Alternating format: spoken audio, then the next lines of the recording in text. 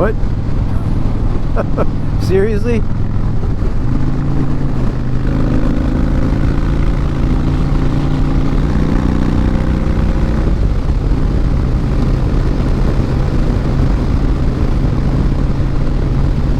Okay. He slowed down because of that flock of geese above us?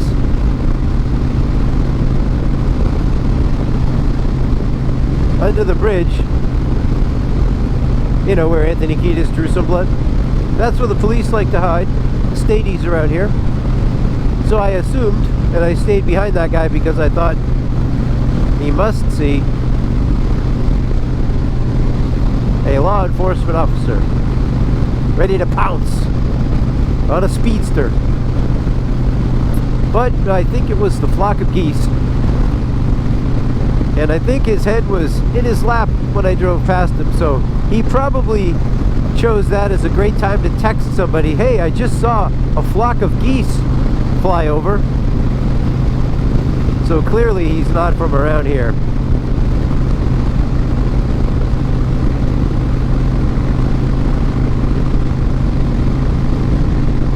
Today is Memorial Day, and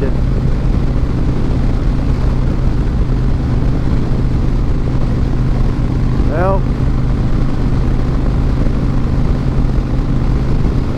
it definitely, I don't want to belabor the point, but it definitely, you see some polarized content on social media because you get most people are posting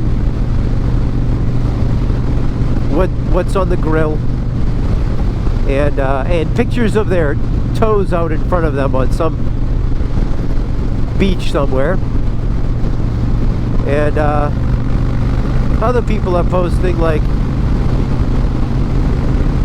actually why we have Memorial Day, remembering people who died in wars, you know, serving the United States of America. So I'm in an interesting position because I probably know people who have died in war, but I am friends with a good number of alcoholics and addicts. So my funeral count and the tally of friends that I've seen pass, especially in the last chunk of years or so, is somewhat staggering. So Memorial Day, yes, I understand the purpose of the holiday and appreciate that, but some of the people that I'm remembering today didn't exactly die in war, but some of them died as a result.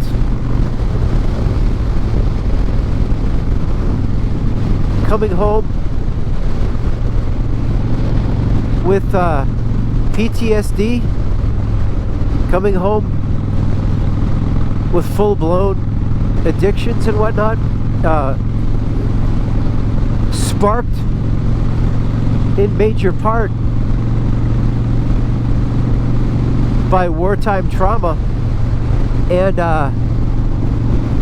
you know, though they did not die in a foreign land,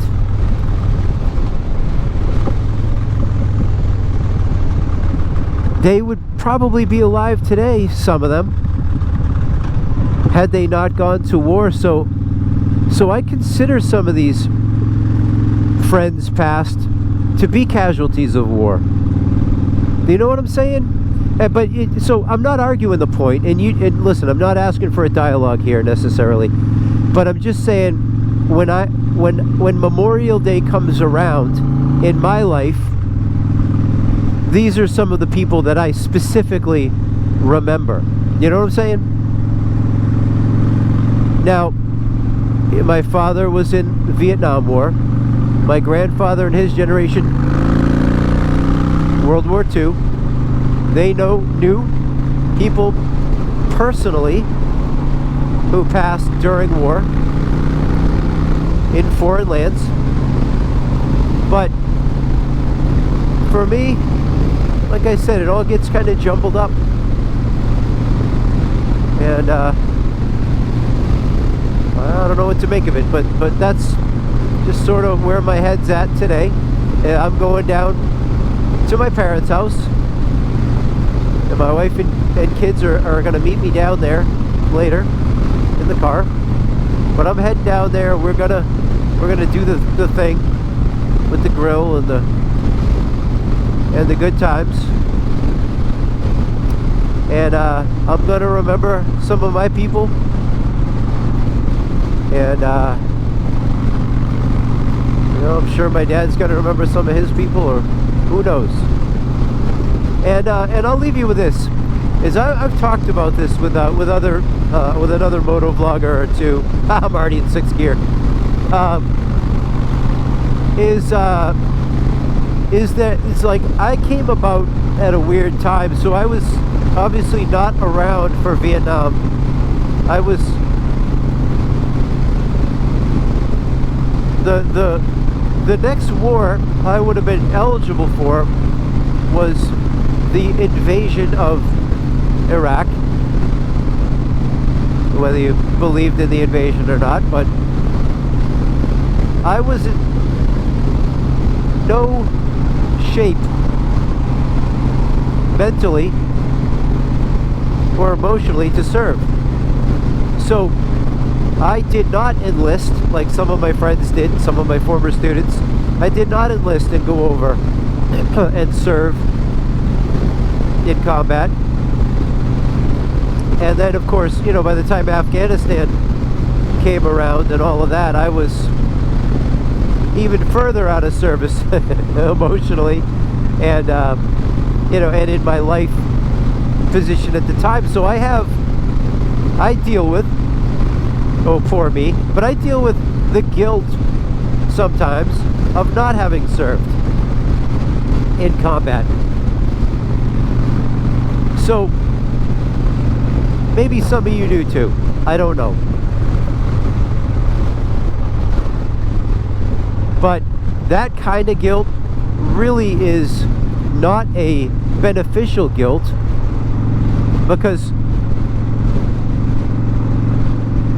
you know, if you believe in a creator, or if you believe in a higher power, then maybe my purpose hasn't come up yet in life, and I may have been killed, you know. I don't know. It's so there's no right path for this thought process, and there's no conclusion for this thought process. There's only like what ifs, and what ifs, unless you're designing a product, or unless you're trying to plan, you know, a big excursion or something, what ifs can be very unhelpful, right? So I can go down the what ifs about my lack of military service for the remainder of the day, and it will do me no good, and it will do you no good, my family no good. So I think my role right now is acceptance and just being kind, and being a good listening ear, and being a good friend to people who actually did go and came back. You know what I'm saying? So I don't know. We're all different. We all have different gifts and talents, and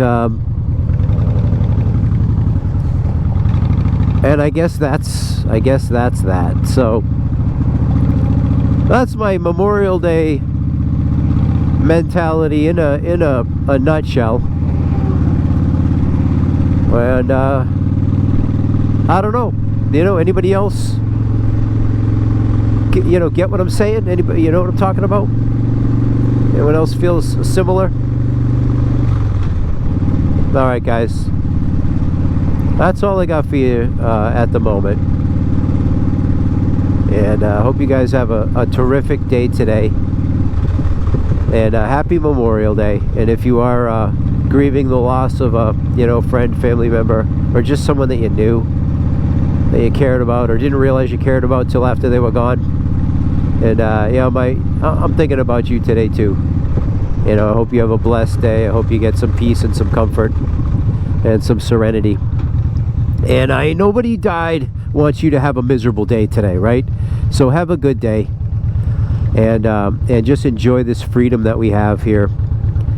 And freedom is what you make of it, right? And don't focus on the things that aren't free about